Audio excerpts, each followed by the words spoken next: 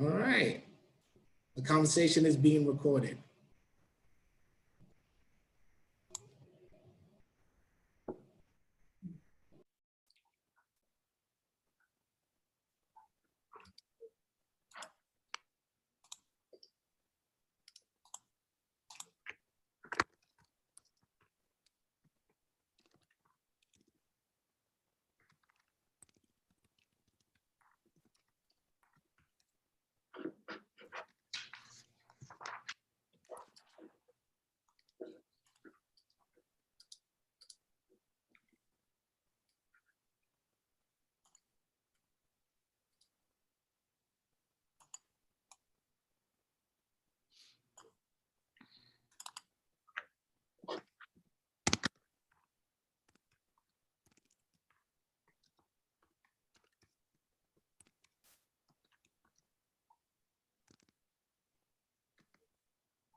Do you see everyone's bio, or is it just Dr. Ludwig's bio?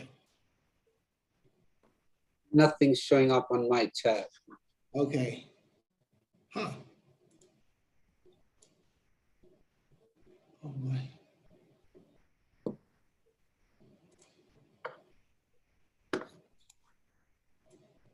I live without my bio that ages me, so we'll just keep me 25. Got it. That is okay. More intro.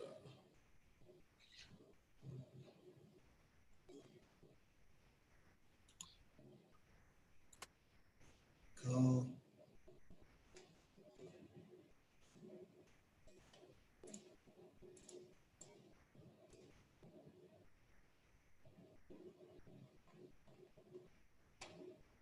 Okay. Go. Gauche.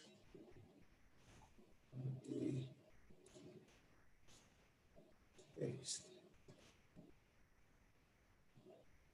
Right. Sadiq.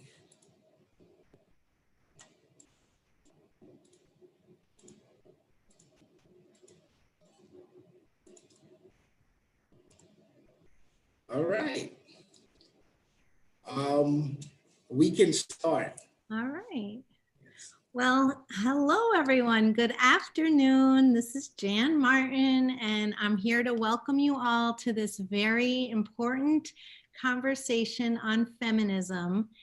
And I have to say that this is one of the reasons why Joel and I love Wagner so much, is that people come together with very different ideas and on a wide spectrum of knowledge and understanding to share their thoughts and to be open to listening and learning about a topic. And we've seen this many times, and I think it's one of the things that makes our community so rich and promising is that you students are so open and eager to learn and grow and communicate. And so today we're super fortunate to have four very special community members to present to you their thoughts and ideas on feminism. And they are Professor Dr. Cyril Ghosh, Professor Dr. Bernadette Ludwig, Residential Director Nicole Natumba, and Sadiq Somika, the Assistant Director of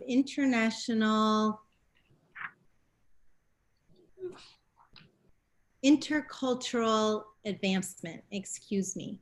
So what we thought we would do is start with a very brief but interesting window into our community where we asked mostly students, but also some fellows, whether they identify as a feminist.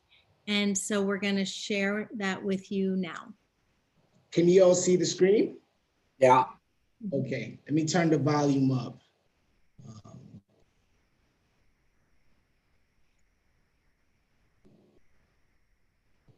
I'm a feminist because I love women and believe that we deserve equal rights with men because we work just as hard and even harder in all circumstances. It could be with work, school, in feminists, we work just as hard as them and we deserve all equalities. Feminist because I believe that women should have equal rights to men and that they should not be discriminated against because of their gender. Hi, yes, I am a feminist, and I do believe all feminism should be intersectional feminism, and I think everyone should be. I'm a feminist because I've never met a man who could do anything a woman couldn't, and I'd like to see that reflected in society. So I'm not a feminist, and it's not because I disagree with feminist viewpoints, it's just I don't actively engage in community outreach directed towards the advancement of like women's rights and women's equality. It's not that I feel like the feminist movement is wrong in any way, it's just that I don't actively contribute to it, so I'm not a feminist. Hello, everyone. I am semi-feminist. I agree with feminists, but I don't think I'm considered a hardcore feminist. I think that being a feminist is equal. I agree that, women and men should be equal and they should have equal rights. And I wish I knew more about it, but that's all I know so far. Yes, I'm a feminist, and I believe that all women have to have equal rights as I am a feminist because I do support the equal rights of women in society. I think that they don't have it yet, the full equality, and I fully support that in active facing it. I'm a feminist because I believe in equality for all, including men and I really don't consider myself a feminist. It's really down to the fact that I don't entirely believe in the direction that's headed. But I do believe in equality that everyone's doing. I wouldn't necessarily say that I am or that I'm not, because everyone kind of sucks, whether you're male, female, white or black, me or you, everyone sucks. So I'm on no one's side. Hi, I'm a feminist because I believe women are so powerful that we can take care of our own things, and men try to take over us, but we are strong enough to be able to do so many more things. Yes, I'm a feminist. I believe in between equality and between sex. I want women to have the same opportunities as men. I honestly don't know much about feminism, and I don't really have an opinion on it because I am focusing on school right now. Yes, I'm a feminist, and I'm a feminist because I think everybody should kind of be a feminist because the main points of feminism is just equal rights. So we're just trying to get on the same playing field as well. Equal work pay, equal opportunities, women power. And that's it. Thanks to Vuk for putting this video together. So you see, we have a very wide spectrum of understandings and beliefs, and we really look forward to having a conversation after the four panelists share their thoughts with us. So we're going to start with Dr. Bernadette Ludwig. Well, thank you for having me. I feel very honored to be here. I want to give you a little bit of a synopsis, and so I put down some notes. So do I identify as a feminist? The answer is yes, but that was not always the case. I would say the older I've become, and maybe eventually when I have gray hair, I will say that I will definitely become even more identified as a feminist. What I consider feminism, in order to understand why I say that I'm a feminist, I identify with something that Bell Hooks basically termed, and she said, feminism is a movement to end sexism, sexist exploitation and oppression. At the same time, we need to be committed to fight and address other forms of oppression, such without neglecting, like, for example, sexism. And other forms of oppression would be racism, classism, homophobia, xenophobia, ableism, and the intersections of that. And I'm going to have, or my colleague, Dr. Goj is going to talk about this. At the same time, I've heard when students talked about like equality versus the vast majority of them mentioned equality versus equity. So equality means that we're all the same. Well, that's not necessarily the case. One example would be if I said, you can all take the exam online, because I just mentioned this before. If you can only take your exam, this is equal access to anybody to take the exam. If your only access to the exam is on a dial-up, predates most of you all, like that's when we had to plug in the phone, then it basically wouldn't mean you had the same kind of rights. This would be the same way, like if you had taken an exam on the phone. So it is, for me, it's more about equity than equality. So thinking about that somebody is of the upper middle class has a different kind of like entitlement than somebody is of a lower class. For me, it also means that we should be attempting at all time to rectify these kind of oppressions. We are parts of these systems. That means that you have to check your privilege, yeah? So as a white person, you need to step back and not always like speak for others. As a male identifying person, you shouldn't try to mansplain. As an American, you need to step up when you see xenophobia. So how did I end up there?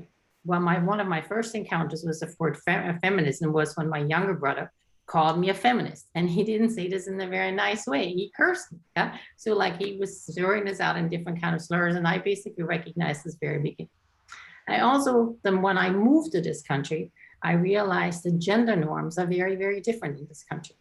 I've seen that women in the United States are expected to follow very much normative gender roles, the way they dress, the way they are referred to, the expectations to having like heteronormative marriages, that we celebrate these compared to career accomplishments, the different kind of bridal showers. And so I've also experienced it in different kind of work environments. So I will add on this note, the reason why I identify as a feminist, because I see this as interlocking different forms of oppression, like basically along with sexism, racism, xenophobia, all of these kind of things. So if we want to create a better world for everyone, we have to recognize these fields. And I've come from a long way from like recognizing this as a slur when my brother called me that, to now seeing that I am proudly identifying as a feminist. And I would also say that my brother identifies as a feminist. And I think he has come a long way as well.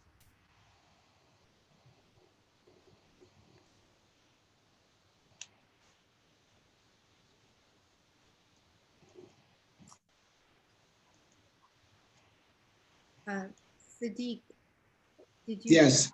Would like to turn it over to Nicole. Thank you very much. Hello again, everybody. And I also am very honored and privileged to not just be here to, give my own experiences to share with you all, but as well as being a part of the conversation in general. So yeah, I think my intro sort of realization, I guess you could say, of being a feminist goes back to probably junior high, maybe, when I wasn't fully aware of what feminism was. But it has nothing to do with school. It really goes back to something that my mom said to my sister and I many, many times. And probably if I asked her, she would still say it today. But she always said, never be dependent on a man for anything. And as a child, I'm like, okay, cool, like, fine, I'll do what I gotta do.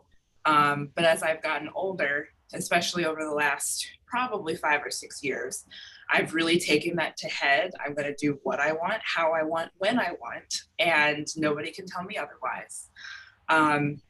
But specifically with feminism, there are 2 to 3 kind of terms or ideas that, definitely come to mind specifically for this conversation. First of that being empowerment. Starting with that statement from my mother as a child, and then my conversations with my dearest friends I've known for years, with my peers, with friends that I've made over the last few years, since college and things of that nature. I always get this sense of comfort and support and enlightenment from the conversations I've had with them, that truly makes me feel like, okay, yeah, I can do this, or I'm confident enough to handle whatever the situation may be.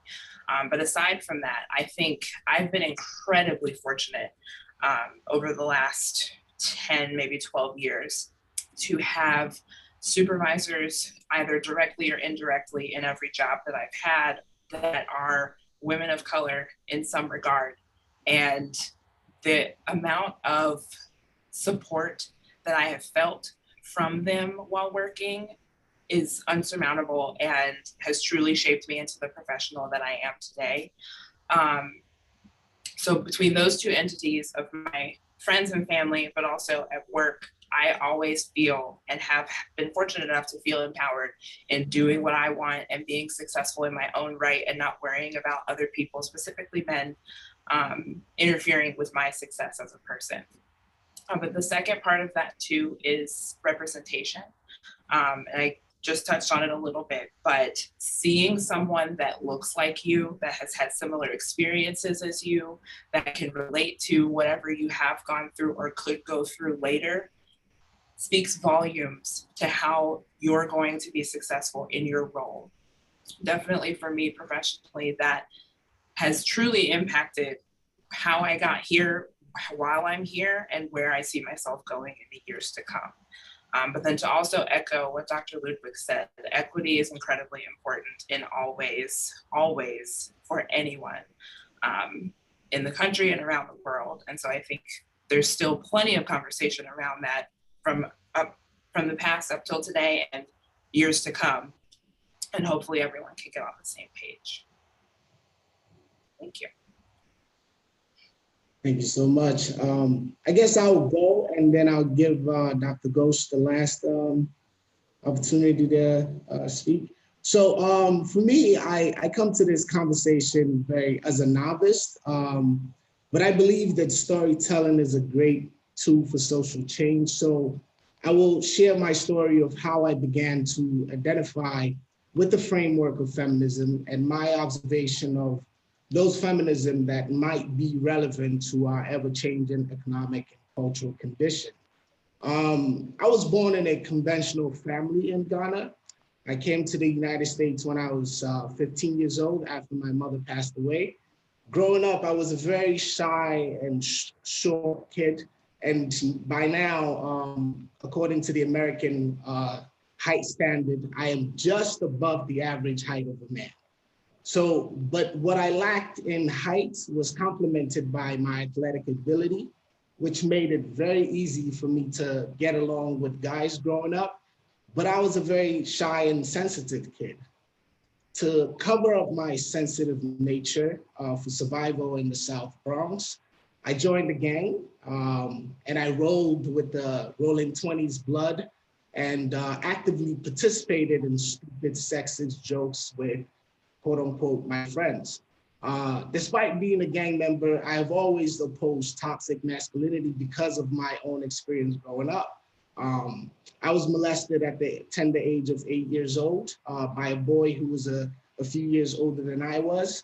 And data shows that women are disproportionately experience sexual assault than men. But there are men who experience sexual assault who rarely report it because no one will believe them.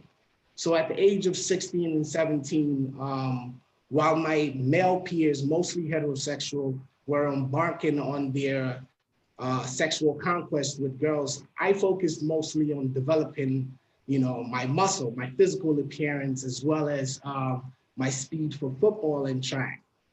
I didn't really participate in these conquests, mainly because I was afraid. And also as a result, most of these girls thought I was weird anyways. So as you can imagine, during the early stages of my earlier life, and until I graduated from college, I struggled to be a normal man or a real man. And those are air quotes too, despite my rough edges. Until I met a radical feminist who shared the same name as my mother at Yale University, who introduced me to radical feminist writings. After graduating, I spent some time reading those books because at the time I had the freedom for about a year to just do whatever I wanted after I graduated. So in reading those radical feminist writing, one of the things I learned was that their critique of patriarchy. So some of the things I learned from those reading was that masculinity in the system of patriarchy, which is institutionalized male dominance, was relentlessly competitive. As someone who's an athlete, I related to that struck a chord with me, and is focused on conquest, which leads to inevitable confrontation with the quest of controlling oneself and others, So, but one of the things I noticed as I was reading this was that based on my own experience, no matter how competitive one can be, no matter, and in my conversation with other men, no matter how competitive or no matter how many conquests or no matter how many successful confrontation or how we maintain control of ourselves, like some of the things that resonated and came up with as I talked to a few men was that you never really feel man enough in that kind of system. So as an athlete, particularly in the sports that I played, which was football, it's either dominated your opponent quite literally in the arena of masculinity, or you were dominated.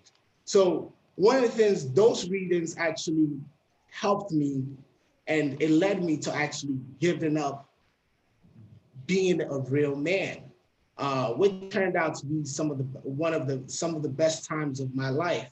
So I say that to say my embrace of radical feminism that I speak of today was neither quick or easy. It wasn't that after I read the book and everything just clicked and I was now a radical feminist. In fact, the process was very slow.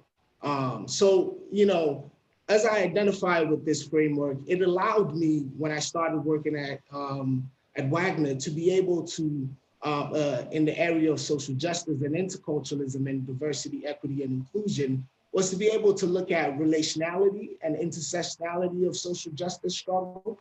And it is the feminism that is grounded in many years of anti-racist activism and theorizing by Black women such as Kimberly Crenshaw and women of color.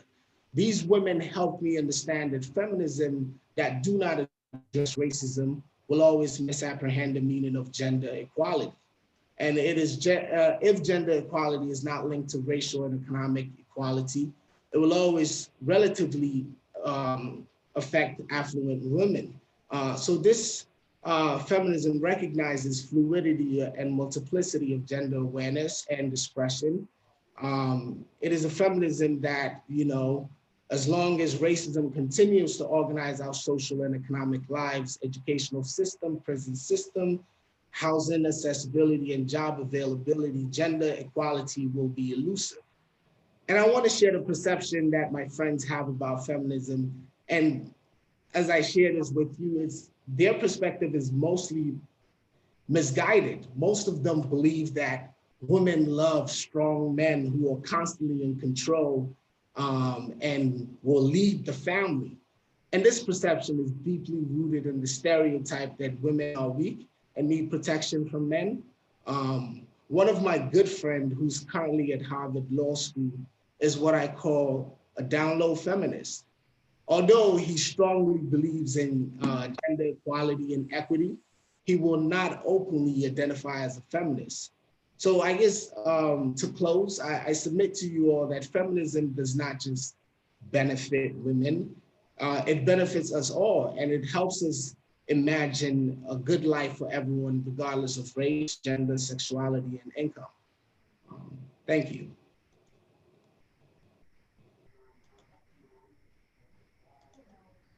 I would like to pass it over to Dr. Cyril Ghosh.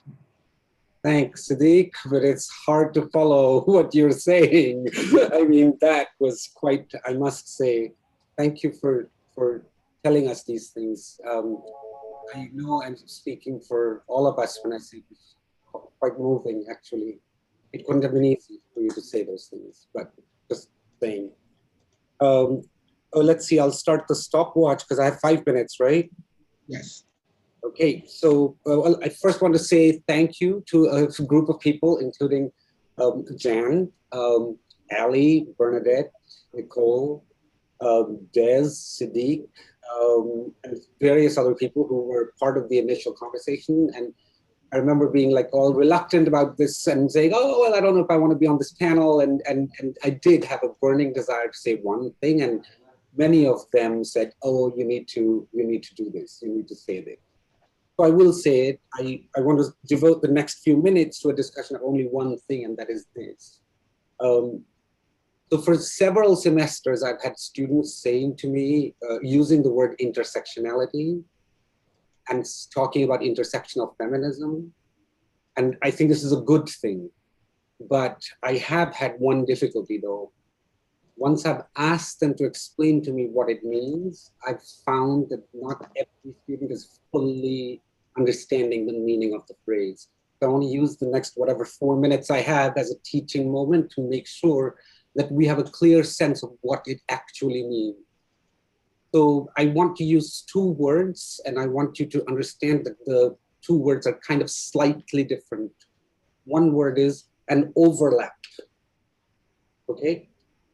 And the other one is interlocking, the interlockedness of something, okay?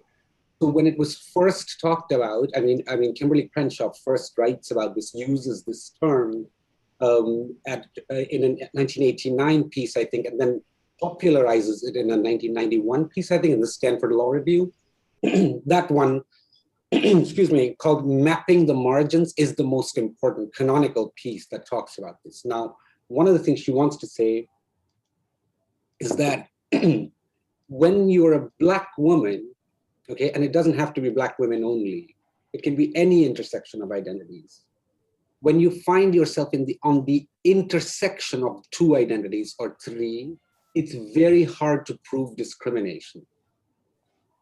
For example, if you say that these people have been sexist toward me, they will say, we treat these other women perfectly fine. I'm not sexist, but those other women are white women. And if you try to say that this person or this institution is racist toward me, they'll say, oh, but we treat these other people of color totally fine, and they're all Black men. So suddenly, the burden of proof is on you to somehow demonstrate that sexism or racism has occurred, but neither occurs. The discrimination is against a set of Black women because they're on the intersection of identities. So this idea is the primary idea of intersectionality, not the overlap.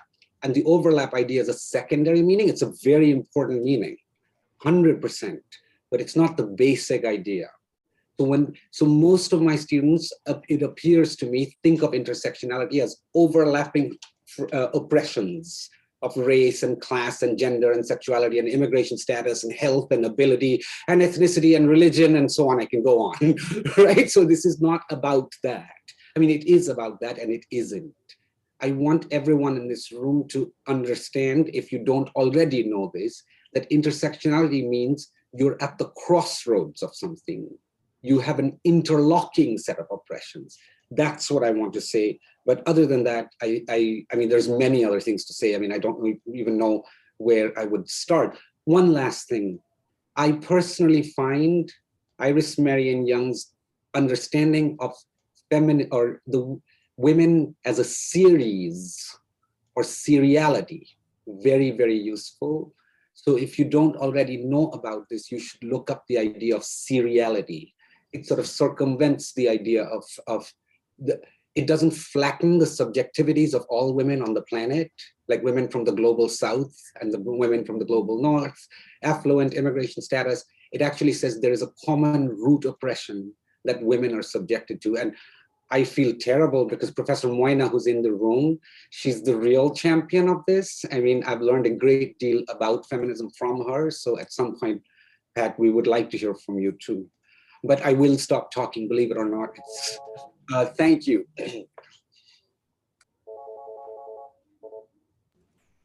So at this time, I'd like to turn it over. Desiree just joined the call.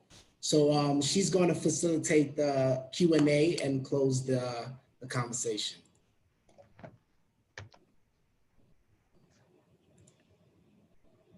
Desiree? Okay, so I guess I'd like to open the floor to you all. Any questions that you have, you can put it in the chat, or you can just click on the reaction button and raise your hand, thumbs up, and then we'll call on you. Maybe can I add one more thing? So if you're uncomfortable asking a comment or asking a question or making a comment, also feel free. I'm not sure if you can send it to somebody else other than Sadiq and myself. Okay, so I'm sorry. This has something to do with the setting that, you know, I didn't do. But I can read the question out for you without leaving out your name, if that would be helpful.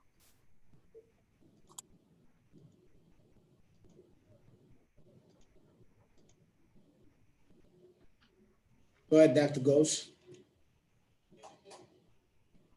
You're muted. Sorry, I have a question for Professor Moina.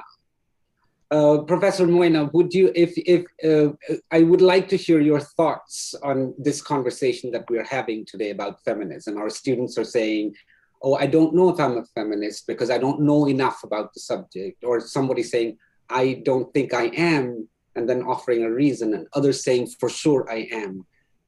Do you have any thoughts about this? I'm curious to know. Yeah, okay, can you hear me? Can you hear me? Yeah. Yes. Okay. Yes, of course, I have a lot of thoughts. But first of all, this is just great that there are so many people here, and thanks. I came to learn, you know, as much to share. You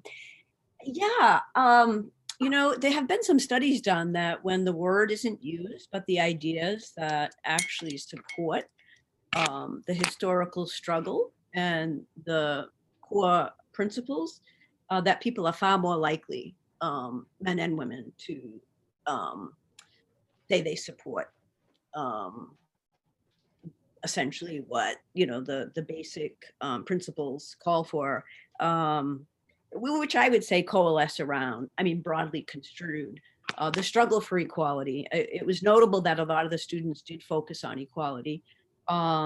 Fewer spoke about freedom, and I would like to interject that as well.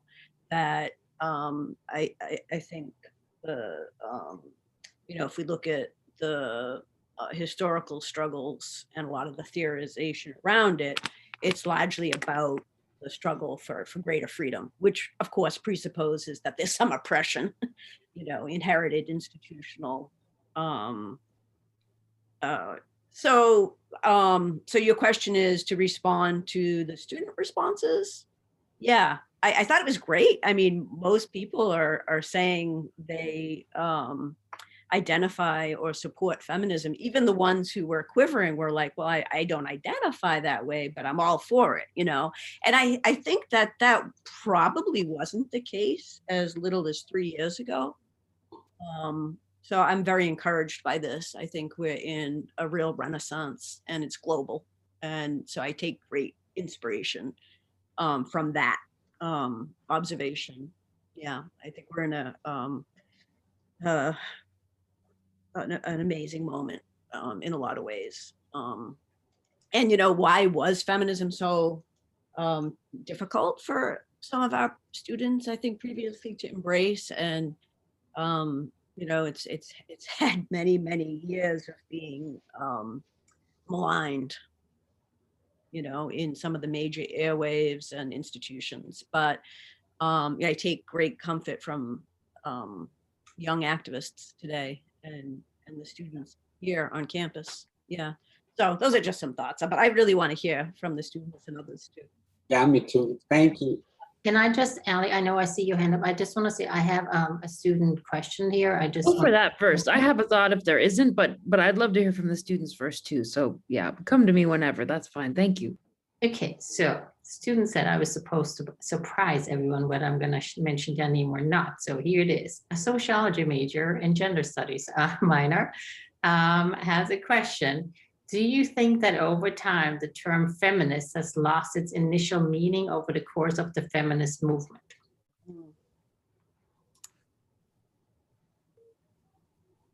Any takers? I mean, I have a quick response to that. Like, I will say that something that Dr. Moina said, and I think it also goes in like what age group you are falling into. Like, I feel like once you start hitting, so I was an executive director of a nonprofit organization before. I didn't have necessarily a boss per se. I had employees who basically, you know, I was their supervisor. I experienced sexism in this way too, and xenophobia and all of these other kinds of things. Now being in a larger institution, that's a different kind of like meaning where you fall into. Also, I've grown and known certain things. And as Dr. Moyna says, also politics play a role, right? Depending on what is in the airwaves and what has changed and what is more front and center. Certain things we may have taken for granted, like that women are allowed to go to work. Yeah, I know I don't have to ask my spouse, can you please sign off that I can get a credit card? Yeah. We take this for granted, but other things we have made some kind of regression. So that would be kind of like my take, that it comes and goes in waves, and what feminism means to the public will change depending on what's in front and center for them, but also who you are and what age group you are. Like if you were a mother, there's a lot of conversations about what's happening to mothers who are working and watching their children at the same time. At the same time, I want to point out, poor women have been doing this for generations, yeah? And we just didn't care because they didn't happen to be white Americans, yeah? And they didn't have the power to say these kind of things. So I just say that, that, you know, we are hearing that this is a women's movement. The other one said it too, but just nobody cared, yeah?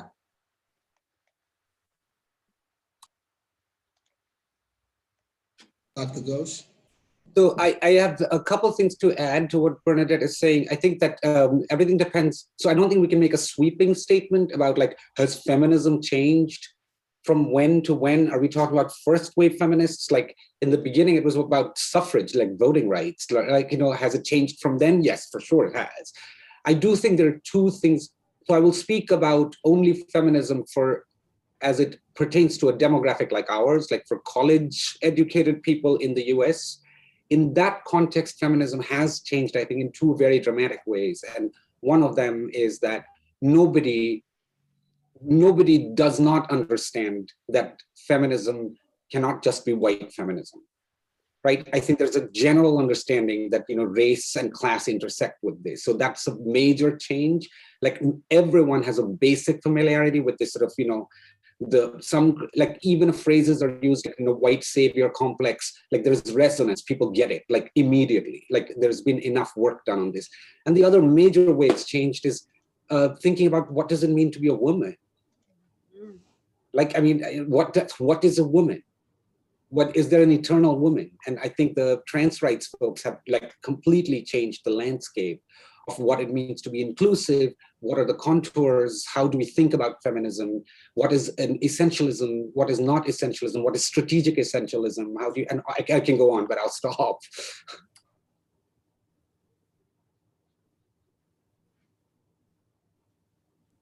Ali, so I'm sorry, I'm going to respond. I mean, there's another student okay, so I just want to say, it's okay, this is from Floor. So this is a question directed to Cyril and myself, I believe. And it says, like, do you think the feminist movement is inclusive of transgender women, or is it predominantly cisgender women? Not always me, don't always let me speak first. Can somebody else get to go first? All right, I'll go. Floor, your question is, do you think the feminist movement is dominated by cis women? I think everything depends on the context. Like with digital activism, there's feminism in Saudi Arabia now. You know, women are asking for the right to drive and all the rest of it. So is there a cis women's dominance in Saudi Arabian feminism? Yes, I think so. I don't think there are that many trans people in Saudi Arabia saying, well, we would like to be included. It all depends on the context. In the US, I think this is a matter of great controversy. I can't adjudicate. I think there is a powerful set of voices that say that there is a meaning to the word woman. And I mean, that it doesn't make sense to cancel the vagina monologues in Mount Holyoke College. It just doesn't. And I'm partially in that camp, by the way. I do think that the vagina monologues should not have been canceled. On the other hand, I do think that it should be trans inclusive. So, Flor, the short answer is I can't answer your question. But the reality is that, you know, I think it depends in the US. Outside of the US, I think it is dominated by cis women in the global South particularly. And I'm going to add something. I agree with Cyril. I think it's also that in the global South, depending on the laws that exist in certain countries, we should also remember that other countries have had and have recognized like more than two genders. So this is not just like some Western invention, that it may be really dangerous for some people to come out as transgender. So I will say this, I recall very much these conversations around like during the Women's March, that people basically made these kind of comments like, you know, that you're only allowed to talk if you have ovaries. I don't feel comfortable with that because like not like this doesn't make a woman a woman. And so I think we need to be more cognizant that there is a lot of different, and I think it's also not just the transgender movement. And I bring this up that, you know, when we think about like it is Black transgender women who are killed at the highest rate. So if I want to talk about an inclusive feminist movement, then, you know, it's up to those of us who are in more privileged positions to also ensure that this conversation happens, but not to speak for others, but to pass the mic. Yeah, I've defined myself a lot of times as like the snowplow who basically pushes the stuff away and then moves to the side and then lets you speak, because I have no business speaking for somebody else. And if people want to be spoken, when to speak, then I think people should also have the right to do that. But we need to be cognizant of like a lot of blinders that people have. Like, so people in upper class, like think about, as I mentioned before, about women working at home with their children. Well, were you not thinking about before the other people? Like, are you not thinking about what transgender builds to you, like until you have a child that identifies as transgender? So I think we need to be really careful about the blindness that we have and be more inclusive and more inviting. And some of the language can be very exclusionary, I would say it this way. I also think that the other panelists, Nicole and Siddiq, you should speak too. It is a conversation, right? That's what we're doing today. It's not a Q&A. So, and other faculty members in the room, other students, everyone, please chime in. So I guess for me, it depends on the space. I was at a conference and it was a women's empowerment conference, and they were talking about different issues as it pertains to women. And one of my friends who's a trans woman who I attended this panel with was like, but there are no trans women on this panel. So how is this inclusive? And then she goes on and she says, this is what white feminism looks like. As a Black trans woman, she felt left out of the conversation about women's empowerment. So that's my take on it. It depends on the person's, whoever, it depends on people's outlook on this specific inclusivity, I guess.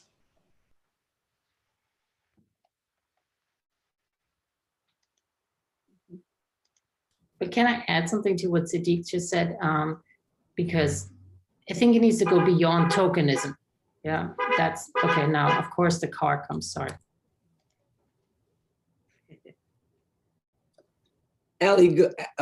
Alexander, go ahead. Yes, hello. I think there's also with the sort of is feminism inclusive towards trans people, towards is feminism largely white people doing it? I think there's arguments that I've heard have been that there's like, where do you draw the line if you're going to fight for this person's rights and blah blah blah?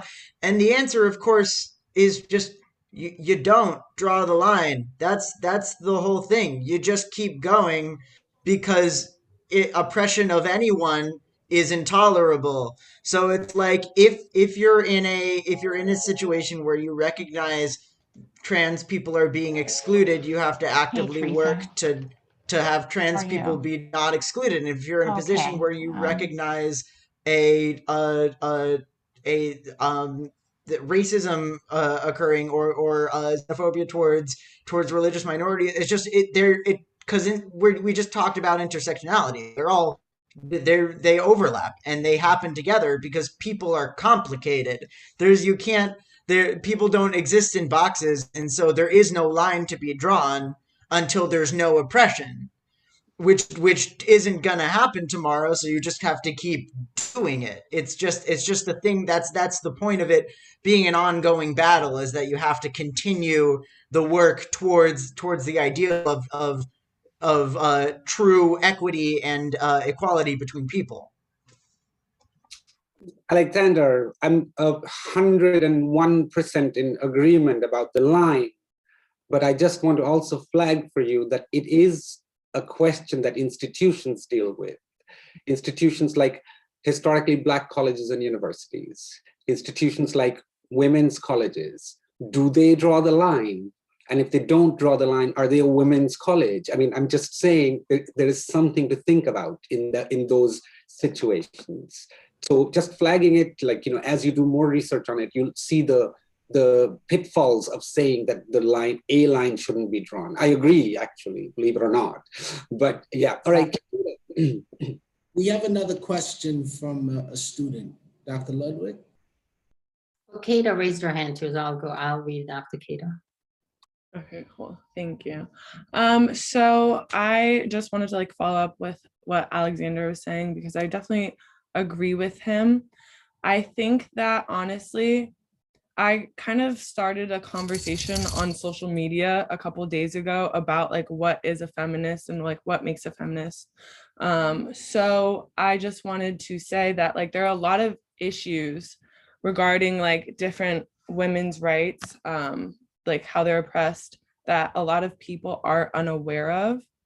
So it's like, how do I fight for these people when I don't know what they're going through or their certain experiences? And that's kind of like what I was navigating in the conversation with some of these people. But I feel like, okay, if you know that different women are being oppressed and you aren't fighting for like to get them unoppressed, then I feel like that in itself is like a lack of feminism. But I don't know if that's a controversial statement. That's how I feel. I just wanted to get kind of like feedback if other people feel that way as well. Kira, will you say the sentence again, the statement again? I didn't quite catch every word. So my, I guess, question is, do you think that if somebody brings an issue that they're going through, like Sadiq said, he went with a Black trans woman to this conference and there was no panelists. Do you think that if she was given the opportunity, like would the panel give her the opportunity to speak and share her experience and fight for that as well? Or like, how would that work? How would I fight for somebody that I don't know is oppressed or I didn't realize that they're oppressed?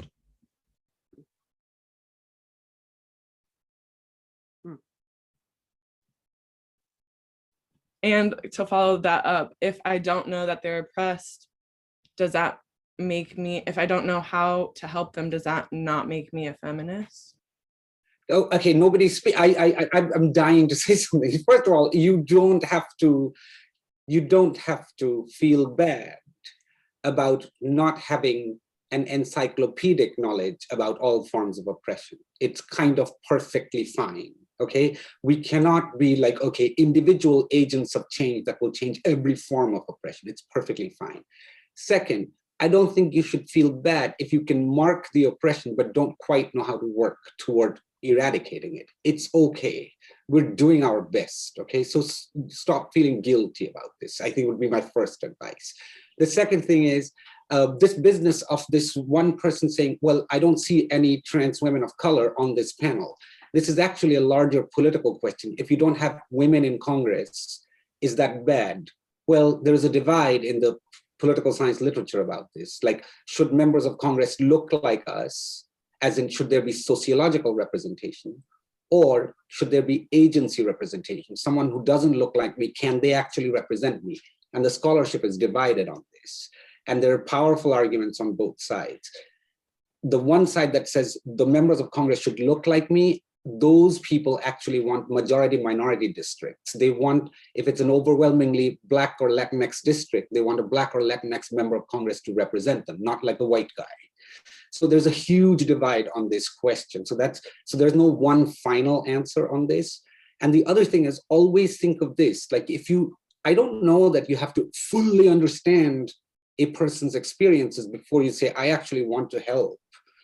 Like, if that were the case, then native-born US persons would actually not help any immigrant ever, right? Why would you? Because you're like, oh, I don't know their experiences, so I'm not gonna help them. Well, that's not how it works. Like, you don't have to be a member of the community, or you don't have to have suffered from exactly that form of oppression for you to have some empathy, for you to have some even common sense that I can see what's happening, that's injustice. So I don't think you should do this self-flagellation about not doing enough. I think we're all doing our best. But when you do see something and you're silent, that is bad. Because silence is then complicity, right? But the fact that you don't always see everything is okay. I think it's totally fine. At least for me, it is. I think I would also add to that I think it comes back to educating yourself, taking that opportunity. Like you said, you pose the question on social media, that starts a conversation that can lead to maybe doing further research on your own or the people that you interacted with. And as we've kind of touched on indirectly throughout this conversation, this issue has been present for who knows how long at this point, and it's ever evolving. So we're all learning essentially, because what we're experiencing or talking about, we're trying to change now, probably wasn't the case 10, 15, 20, however many years ago, and it could be completely different another 20, 30 years from now. So I think that willingness and openness to learning and recognizing, I don't know this, but as Cyril just said, like being willing to help but not knowing everything, that's a good starting point, that's fine. But I also echo, if you see the issue, but you're like, no, I'm not gonna help with that, or like, I don't have anything to do with that, that's the issue. And Kata, I think you're doing it right now. You're in this space right now having this conversation, right? And I think, continue to hold space with people from different backgrounds, different spaces, different mindset, different perspective. And that I hate to use this term, broadens your horizon and allows you to, to really get to know different things that you may not know about. Gabrielle Walker had a comment about this specific topic. Yeah, Kata, first of all, I think you posed an excellent question, and I do welcome anyone who feels like they have a better experience in this to speak as well. But I think as a white woman within the feminist movement, what I've noticed a lot is the attempt to find commonalities with women of color. And I find that a lot of times that's where there's a disconnect in solidarity within the feminist movement. I think we saw this a lot after women's violence was peaking, and then we immediately saw violence against Asian women. And I think this really depends on what communities you've surrounded yourself with, but I know I definitely experienced people who were very willing to say something about violence against women in general, when in this case it was specifically a white woman, and then suddenly had very less to say about violence against Asian women. And I think a way that we can even attempt, and I know attempt even in this circumstance is a large step to take, but is to really focus on the concept of like creating a co-liberation space, and just trust the fact that when we can find our mutual freedoms and like simultaneously confront privileges and utilizing our personal positionalities and commit to ending the historical and generational anti-Black racism, as well as where it can kind of intersect with the other identities of women that are oppressed internationally, that's when we'll have the most widespread feminist movement that may not center itself within our commonalities, but rather our social connections.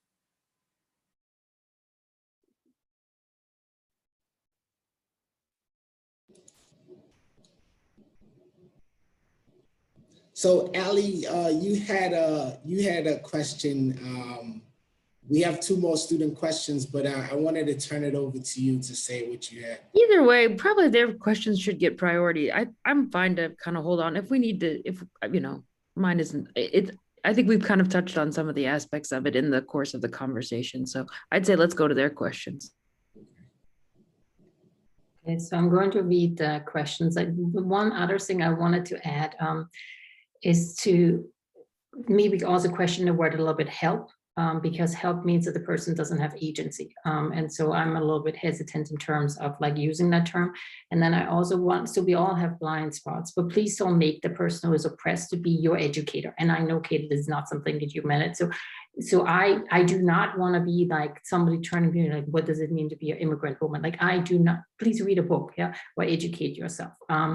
It's a different story if a student comes up, then, you know, there's a different kind of power dynamic, but it's extremely, it is not Black people's, you know, job to tell you like, oh yeah, this and this is what happened to me. So I just want to make sure that while we're educating ourselves, we're turning to the right sources and not to the people, and that's not their job. Just wanted to make sure I had that somewhat out there. Okay, so the first question, sorry, I have to like scroll all the way back. Okay.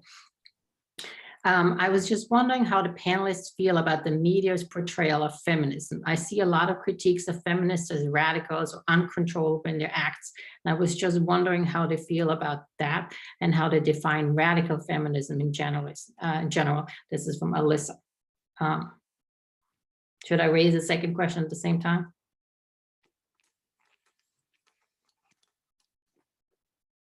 Yes.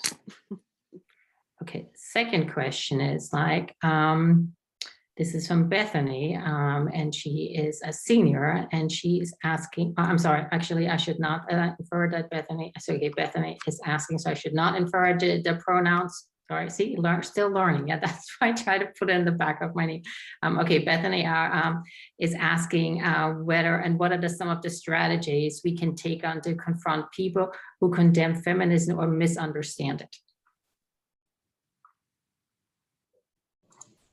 So the first question is about what is radical feminism and like how can we educate people? I mean, this is like how my quick synopsis of that. And the second one, Bernadette? The second one is like, what are some strategies we can take on to confront people who condemn feminism or misunderstand it?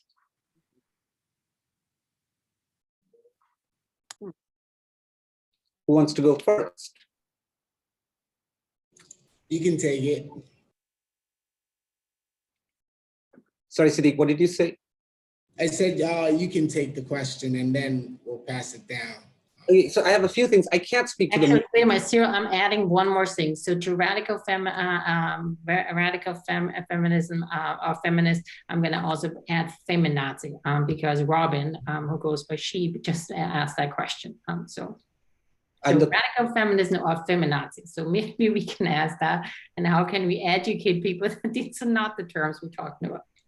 So what's the precise question though? Is radical feminism the same thing as this? I hate this phrase, feminazi, but what's the question? The question is, okay, I see a lot of critiques of feminists as radical, uncontrollable in their acts. And I was just wondering how they feel about that and how they define radical feminism in general. That's like for the panel. Okay, I'll yield to the others, but I do want to say a few things. Partly because I deal with this stuff teaching politics, like all the time I deal with this. So a few things. One, media. I can't really say anything about the media writ large. I really can't. I think that we can't make sweeping generalizations about all media in the US. Like, I think it's hard to speak like that. So I'm going to bracket that aside. I do think that the phrase radical feminism stands for something very, very specific, and that is this. At the very least, I mean, obviously there's contestation surrounding the meaning of the term, but at the very least, it means class is taken into account. It comes out of Marxist feminism. And if you're not taking class into account, then you're not a radical feminist. Everything else is sort of, depending on the person, there might be variations like race and other kinds of intersectionalities, but class, an analysis of socioeconomic status and class is core to the project, the radical feminist project. That's one thing. The second thing is, these pejorative phrases like, that feminists are bra burners, it's so retrogressive. It's like from 50 years ago, right? And feminazi, like who uses words like this, right? And to say that this stands for radical feminism, that's not the meaning of the phrase radical feminism, at least not the way I understand it. So that's one thing. And there's radicalism of all kinds, right? There's Islamist radicalism, for example, right? There's domestic terrorism. People are radicalized here in the United States, shooting each other. There's radicalism of all kinds. Misappropriation of the term is not okay. I'm telling you, the way I think of radical feminism is an analysis of class at its core, in addition to everything else. The other thing is, what strategies do you use to confront them? You do a triage. Whose question? Bethany, was this your question? Yeah, you do a triage. This is the reason why I don't say anything on social media. I can't deal with the idiocy of the world. So I just can't deal with it. So there are some people who are going to be, you just make a very quick assessment. You're like, yep, that one I can't save, so bye. Okay? Then the other one, it's the movable middle. You focus on that. You say, okay, let's have a conversation. And you try to say, okay, here are some reasons why we may not want to be thinking in this way, right? Extreme confrontation works in certain situations. If there's a fundamental disagreement, like say between a believer and an atheist, there's no point of a conversation, okay? So I would suggest do a triage and be strategic about how you approach your enemies. Yeah? All right. Thank you. Yeah, so for me, I guess the way I look at radical feminism is that, creating a society or imagining a society that basically thinks of a good life for everyone, regardless of race, gender, sexuality, or income. And one of the things I was trying to also, think about that is also deeply rooted in the idea of like love, right? And James Baldwin once said, love has never been a popular movement. So even the person who does not necessarily agree with you on what radical feminism or thinks of feminism as women trying to take over and those sort of things, I think for me, like Dr. Goj or Cyril said, you have to triage, but also too, for me, is this person worth fighting for, right? Is this person worth fighting for or engaging in a conversation with and trying to help them think in a different way?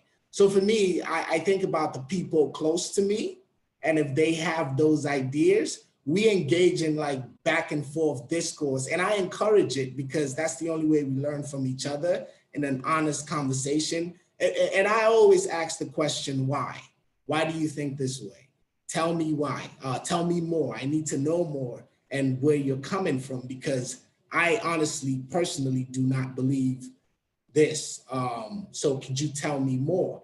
And oftentimes, as we engage in the conversation and go back and forth, their ideas and their mind begins to change. So I think that it's important to hold conversation and just talk to people and try to understand why they believe the things that they believe. And at the core of it, as they are talking, it's because they have not really thought deeply about these things that they're saying, and it's deeply rooted in ignorance. So it's just having conversation with them and really trying to understand why.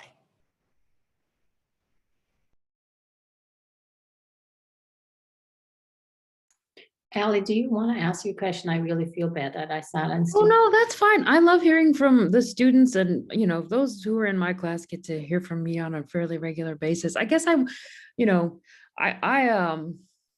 kind of wanted to make a point. I love the point. Well, I love many of the things that have been said today, and I want to thank each one of the panelists for sharing out of your expertise and your experiences. It's powerful to hear from you all and to hear you together too.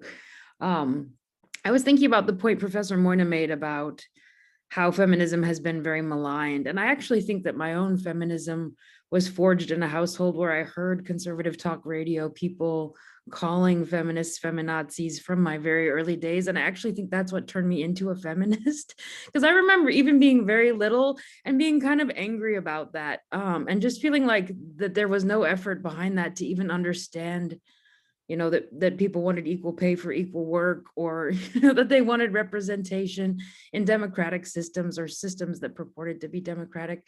But I was thinking about how, while there is, of course, this effort to kind of malign or misrepresent feminism, there's also some ways in which feminism has been very white. And I think a lot of our conversation about intersectionality and about inclusion has kind of named some of that. But I think too, you know, I guess I wanted to highlight the way that feminism has lost some people, not just to misinformation, but to its own, I mean, I guess you could argue, I guess I would argue that divide and conquer strategies have been used by powerful people to try to kind of drive wedges between groups that could have solidarity and that could have a lot in common, but that there are really important moments where white feminists in particular chose to pursue whiteness and the rights of white women over the rights of all women.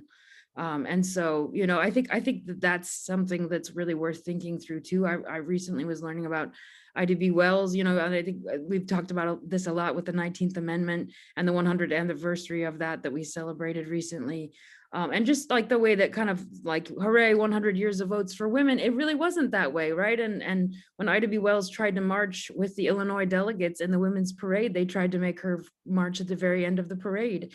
And she hid on the street corner until the Illinois delegates were coming along. And then she joined right at the front of them and just kept refusing again and again and again to go to the back of anybody's parade.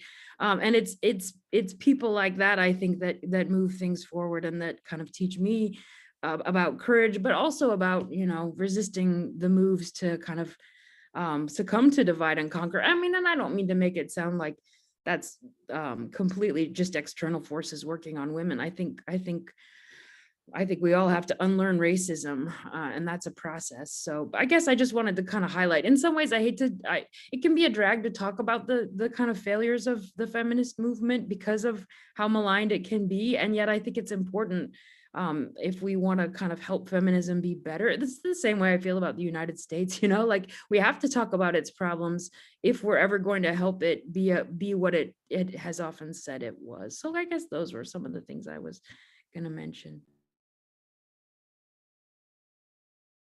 Robin?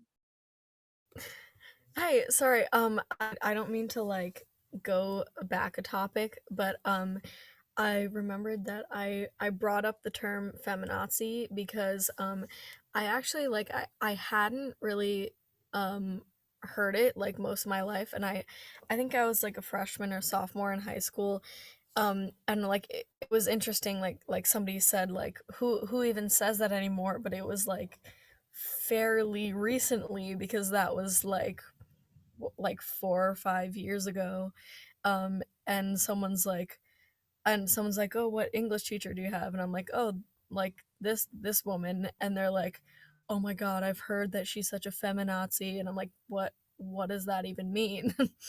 And like they sort of like explained it to me, and I was like, okay, like, and like they didn't explain it in a way that was like correct to feminism or like anything that really made any sense, and it was just a lot of negative. And I was like, why is this even like associated with feminism? Because it's not like, that's not what it is. And so I just have like always hated that term, and have always been surprised that like it was around and being used by like children that age, like 15, 16, like still so recently, because it's just like disgusting to me. And then I had the teacher, and she was like fine, like she's just a feminist, like she believes in equality, and she like, you know, she never says, she didn't even say that like she hates men, like which even that would be like a pretty common thing for a woman to say. But no, she didn't even like go that far. She just lived her life as an English teacher. And it was just like, she was just like a strong woman, like that's it. She just was a strong woman with her own opinions, and was like, you know, very outspoken. Not even just like, I didn't really hear her actually talk about feminism a whole lot. Like in our class, she was just an outspoken person in general. So I just thought that was interesting. So Robin, I want to say something, not just to you, unless I forget who said the word. I didn't literally mean to say who even uses that word. I wasn't being literal. I was saying that enough time has. No, I know. Okay, all right. It just like it shouldn't be used anymore. Like I get the connotation of like why is this word still out there? Like even if it is used, like what's the reason? Like who is using this, and what's the actual meaning behind what they're trying to say with that word? It just bad.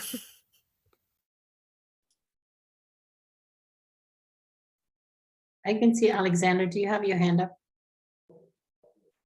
Yeah, I was just going to sort of answer Robin's rhetorical question as if it were not a rhetorical question, where it's like the people who use the word are right wing people who want to cause a ruckus, or people who don't understand that the term is used by right wing people who want to cause a ruckus, you know, and it's used as like the sort of, you know, interesting part about it, about the rhetoric, is that it's not like you would think that if you disagree with feminism, and then you would then by that logic more disagree with even more radical feminism, and so you might only refer to the most radical of feminists as feminazis. But in reality, if you just don't want people to have equal rights, you're just going to call anyone that, because it's a big buzzword, and people are like, oh, the Nazis are bad, and so therefore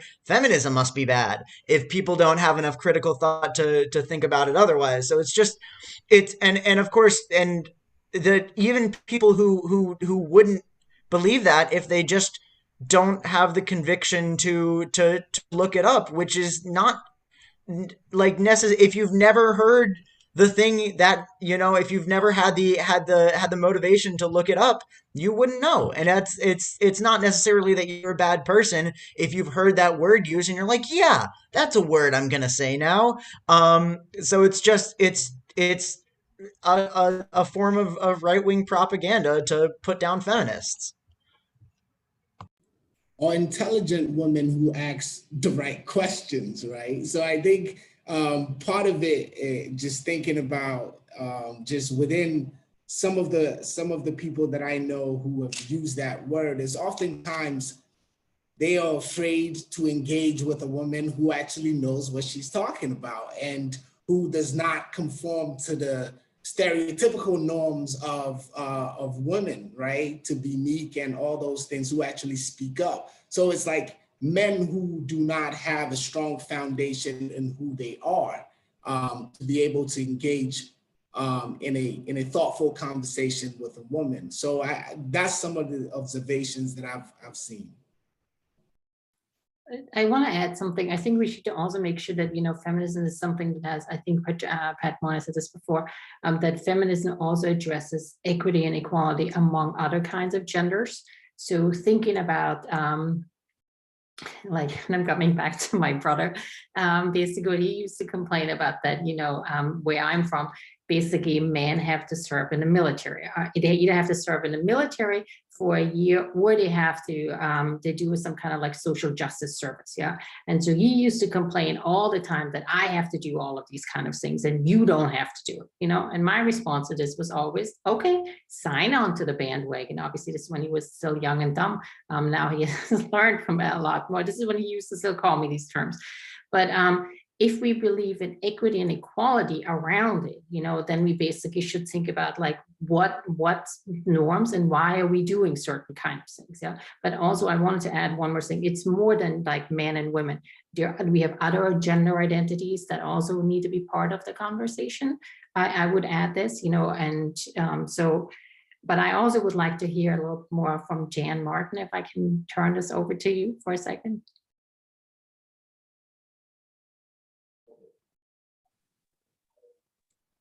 With regards to just what are your thoughts on like these conversations? And I saw that you put a chat in there, but I'm not sure that like a comment, and I'm not sure that everybody could see it. And so I felt like we also want to hear what your thoughts about feminism is, and if you feel comfortable sharing it. Yeah, so what I'd rather flip it to a question, because for me, I'd much rather hear from the students how like significant of an issue this is to your generation. Like in my generation, this was huge. Like I remember like roles were so ambiguous, and like because my parents' generation, the roles were so clearly defined. And then when I was going through college, there was just so much, like so many glass ceilings to be broken, and so for me, I feel like, well, we've come a long way. We still have a long way to go. And I really liked what Alex, was talking about, just removal of all oppression and all, but I'm really interested in hearing like, how big of an issue is this to you in your generation? Like how, like we talked about freedom, like how free do you feel, or how free do you feel women are today? Thank you, Jen. I think I think this is a really good question to think about, like, where are we today? And I'm really excited to learn about what students have to say and what it means for them, Kada?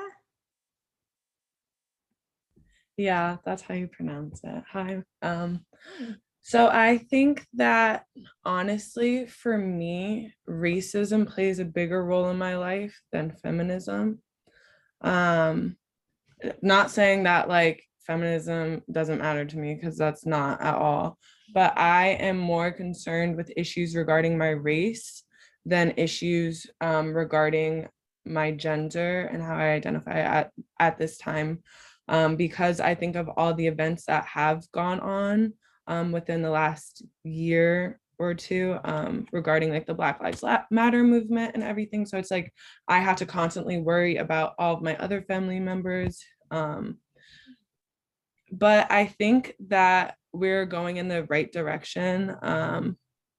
Seeing a Black woman as a female vice president was like the biggest thing that ever happened to me. Like I was super hyped when that happened. So I think that it's moving.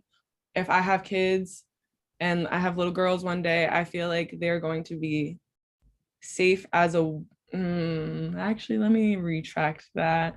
I feel like they are more capable of doing whatever they want to do in terms of like their goals and their careers and everything and who they want to be from their gender and not their race, I feel. So.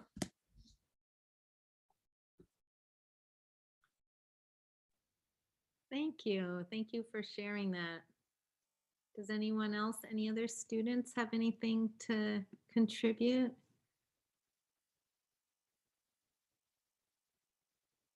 Yali?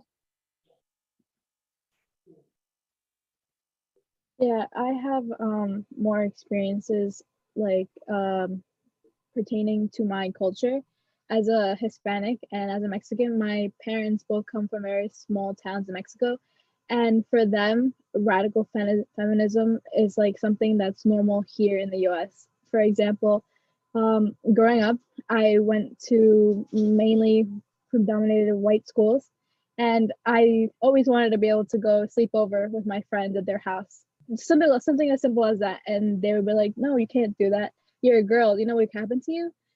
some small things are considered radical to my parents, and I actually feel like at first I was like, okay, I understand, but having this conversation now, I'm like, okay, there's more to it. It's more of my culture than just because I'm a woman. Because at first I thought, okay, this is how it is for everyone. Maybe their parents are wrong for letting them do this, but it's no, because my culture is focused on this. For one example, there's extreme different treatment between me and my brother. Like, it has to do with relationships. My brother was able to sleep over his girlfriend's house. His girlfriends were able to sleep over. He would be able to go for weekends. Like, it's okay. But for me, my boyfriend wasn't allowed to come over until like we were dating for a good amount of time. And my parents were like, before you bring him here, you have to be sure that he's someone you're going to be with for a while. Otherwise, you're going to be looked down upon. Before you present him to the family, you have to make sure this is the right person. But for my brother, it was okay if he brought one girlfriend 1 month, another girlfriend another month. I mean, he didn't, but it was okay if he did it. And so I don't know. I think having this conversation, especially at school, it makes me feel more comfortable. And I like having this type of conversation because I didn't have this type of conversation with my parents. And when I do bring it up, they're just like, you're a woman, you have more to lose. You don't understand. When you're older, you'll see. But I think it's just because they don't understand, or because they just grew up in a different environment. So their thoughts are just completely different than what mine are. Yeah, that's kind of just my take on it. Alyssa, thank you, Aurelie, for sharing. Alyssa? Yeah, I actually have really similar thoughts. I feel like we've gotten a long ways in like careers. Like, I feel like I could do anything in the world right now and I'll get like equal pay and all of that. I feel like that's been pretty much, like for the most part, it's solid. But there is like the disparity in like the treatment of like men and women in like households and stuff. Like, I feel the same about like my parents. My junior year of high school, I wanted to like go for runs in the morning with like by myself, just around my neighborhood, not even like, and I don't live like in a neighborhood with like high levels of crime. Like, nothing goes on here. It's so boring. So I wanted to go for runs and they were like, no, you can't do that. It's not safe for you. And then my brother is a junior in high school now and they're letting him do it. So I'm like, what's the difference there? Like, why wasn't I allowed to do it, but he's allowed to do it? There's a lot of things like that. So I think there's a long ways to go when it comes to like equal treatment, and then also like feeling safe in the world. So yeah, that's just what I feel.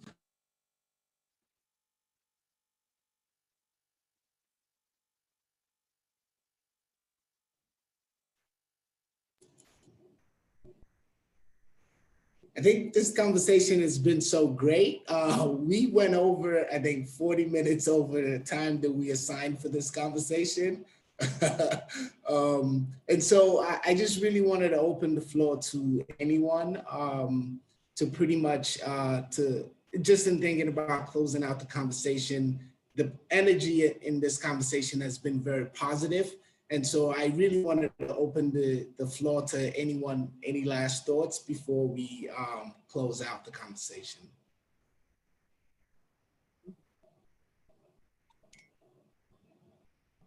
I just want to thank Jan again for raising that question, because this brought up so many other aspects that had not come up again. So thank you.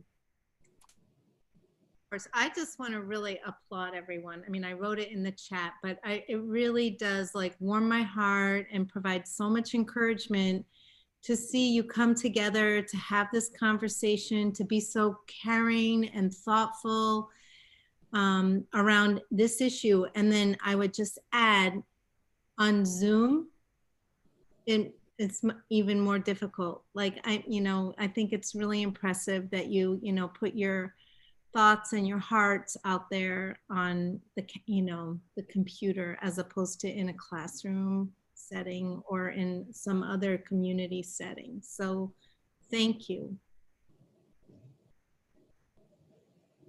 I have something to say really quickly. I just think as a suggestion, maybe that like instead of just having it be Wagner students, that it could be like more open to people who are interested. I don't know. Yeah. Noted. I want to thank you, Jan, for saying that. I too think that, I feel quite energized by this myself. I do want to thank Siddiq, though, for doing all the heavy lifting, putting it together. So Siddiq, thanks very much. I'm going to put an electronic round of applause in for you. Thank you all for attending. Again, the energy has been very positive, and we just got to carry it on throughout the semester. And so thank you all for attending. And for those who did not attend, we'll get the opportunity to watch this video tomorrow. Thank you, Jen. Thank you, Zero. Thank you, Ali. Thank you, Nicole. Thank you, Bernadette. And Patricia Moyna, thank you. You're on sabbatical and you still attended. Thank you so much. All right. Bye-bye. Bye. Thank you. Thank you. Thank you. Thank you. No problem.